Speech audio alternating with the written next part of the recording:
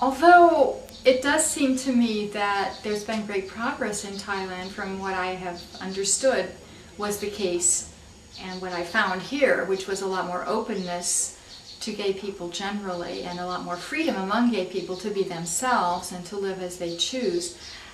There is still a lot of misunderstanding and a great deal of ignorance, I think.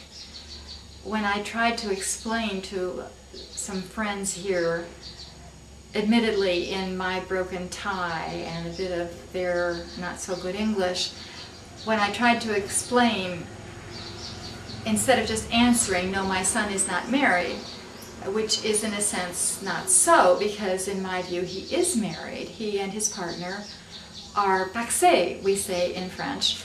There is a French law that allows people to be closely tied legally, although they do not call it marriage. They are allowed to inherit from each other. They are allowed to be present at a deathbed scene anywhere. But many gay people do it so that they can have the privileges that used to be reserved for married people. Anyway, I tried to explain that although my son was not technically married, in essence he really was married to his partner.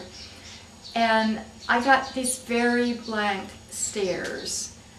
I don't think that the people, the Thai people who were listening to me, understood what I was talking about at all. The impression I got was that to them it was unthinkable that two men would be related in such a way. So based on that, I have in cowardly fashion, since then, when people ask me if my son is married, I just say no.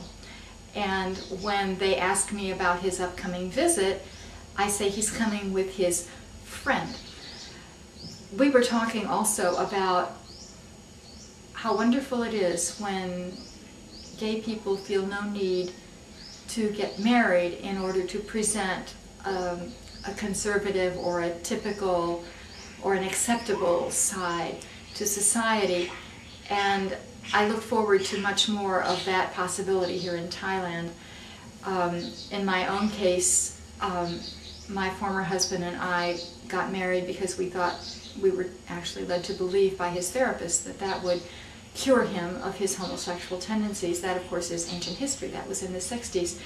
But I long for the day, and I think in many countries it has arrived, when gay people will not feel they need to marry in order to have sort of a cover story for the public, when they are free to remain single, when they are free to marry people of their own sex, and when they simply are freed up to be who they are and do not have to have some fictitious life or some attempt to live a life that is contrary to their inclinations, utterly contrary to those inclinations, just in order to please other members of society.